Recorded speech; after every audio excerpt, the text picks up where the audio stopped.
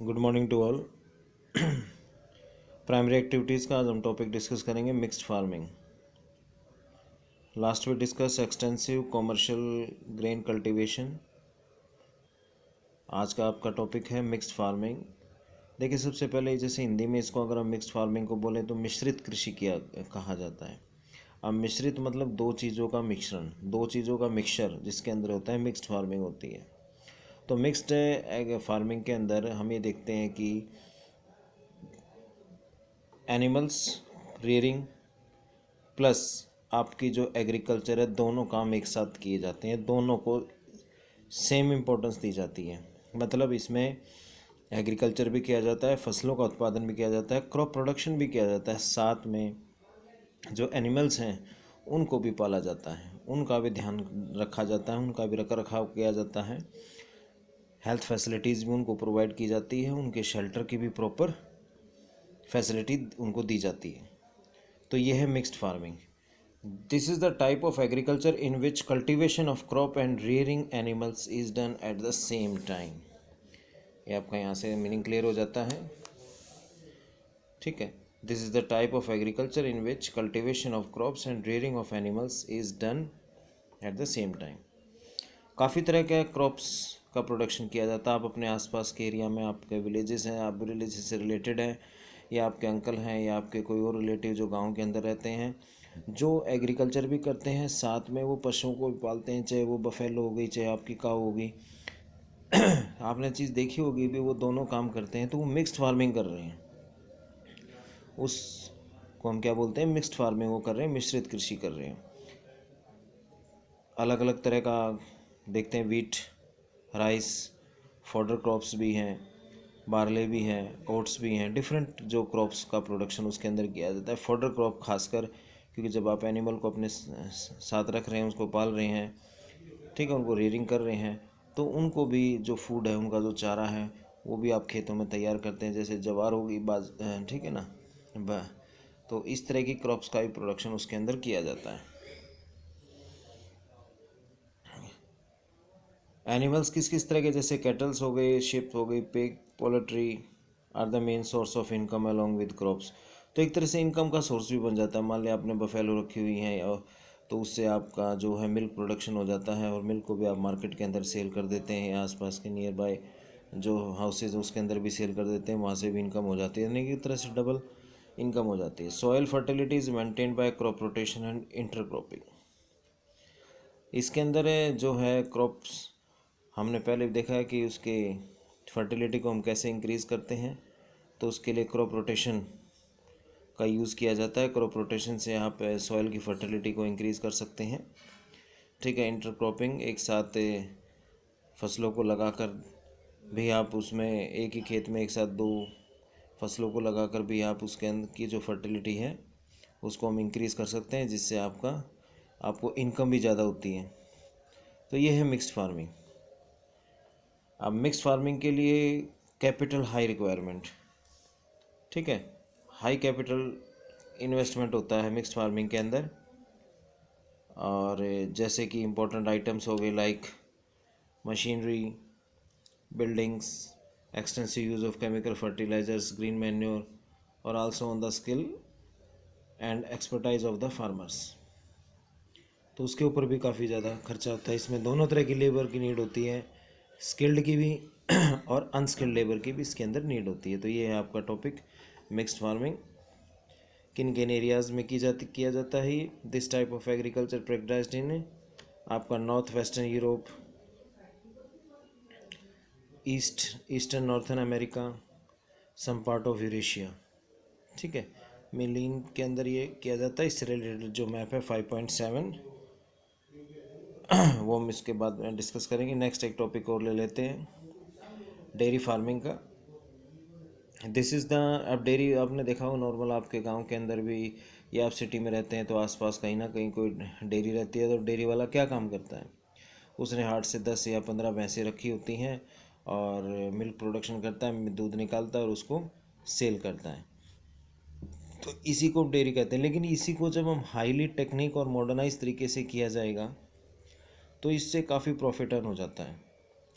Animals को रखा जाता है, खासकर जो मिल्क एनिमल्स हैं, जो दुधारू पशु हैं, जो दूध देने वाले हैं, ठीक है, उनके प्रॉपर फॉडर्स का इंतज़ाम किया जाता है, उनके लिए प्रॉपर शेल्टर का प्रबंध किया जाता है, मैनेजमेंट अच्छा रहता है, वाटर फैसिलिटी, ठीक है, उसको नहलाने की, और जब उनको अगर मान लें उनकी हेल्थ से रिलेटेड कोई प्रॉब्लम हो जाती है, कोई डिजीज़ हो जाता है, तो उनको हेल्थ फैसिलिटी भी प्रोवाइड की जाती है। तो हर चीज़ का ध्यान इसके अंदर रखा जाता है डेयरी फार्मिंग के अंदर। और जब एनिमल्स इसके अंदर ज़्यादा होते हैं तो मशीनों से दूध निकाला जाता है, ठीक है। अब जो आप आसपास डेयरी देखते हैं, इसके अंदर 10, 15, 20 भैंसें होती हैं, आराम से 1, 2 लेबर रख लेते हैं दूध निकालने के लिए। अगर लार्ज स्केल पर अगर आप इसको स्टार्ट कर रहे हैं तो उसके अंदर मशीनों से दूध निकाला जाता है। खासकर जब ये जो डेयरी फार्मिंग प्रैक्टिस होती है, ये ऑस्ट्रेलिया और न्यूजीलैंड के अंदर सबसे ज़्यादा है, ठीक है। This is a special type of farming in which animals are reared for milk and main emphasis laid on cattle breeding, health care and veterinary services. Clear? ये कुछ उसकी कैरेक्टरिस्टिक्स हैं। ये भी आपका 5 का मार्क्स का क्वेश्चन है। What do you understand by dairy farming and explain arts features also. तो फर्स्ट फीचर की हम बात करते हैं तो it is one of the most advance type of farming which is centred on efficient rearing of milk animals. ये जो है ये हाईली टेक्निक, हाईली मॉडर्नाइज एक टाइप है फार्मिंग का, जिसमें हम खासकर किस तरह के जो दुधारू पशु हैं, मिल्क एनिमल्स हैं, उनको पाला जाता है।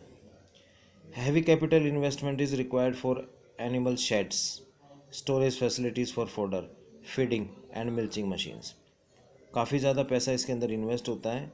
एनिमल शेड्स तैयार किए जाते हैं, स्टोरेज फैसिलिटी तैयार की जाती है फॉडर्स के लिए, फॉडर जो चारा है उनके लिए, फीडिंग के लिए, और मिल्चिंग यानी दूध निकालने की जो मशीनें जो मैंने आपको बताया था, वो भी इसके अंदर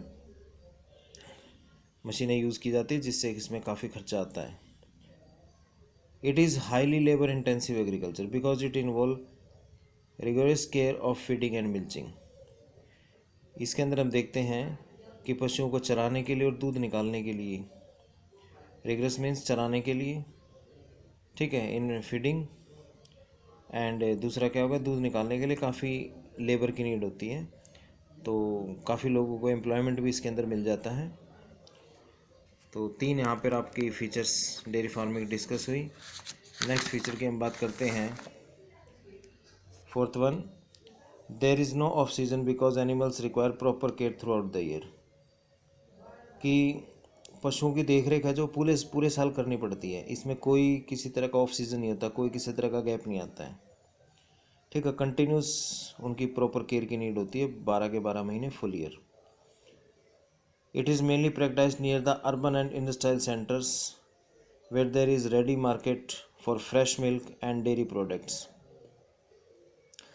यहाँ पर जो आपके सिटी हैं और जो इंडस्ट्रियल एरिया आसपास के हैं, वहाँ पर ज़्यादा की जाती है, क्योंकि इन एरियाज़ में जो दूध है या दूध से जो प्रोडक्ट तैयार होते हैं, उसके लिए हमारे को प्रॉपर मार्केट अवेलेबल हो जाती है। कि कोई भी डेयरी खोलेगा तो वो हर बार ये चीज़ देखा सिटी के आसपास होगी या इंडस्ट्रियल एरिया के आसपास होगी, जिससे वो अपना जो मिल्क है या मिल्क से बने हुए जो प्रोडक्ट हैं उनको सेल कर सके। उसको एक मार्केट चाहिए। कोई भी इंडस्ट्रीज़ है, काम कर रही है, किसी भी तरह का है, एग्रीकल्चर है या और सेकेंडरी सेक्टर की एक्टिविटीज़ हैं, उनको एक मार्केट तो चाहिएगी। 6th हम बात करते हैं।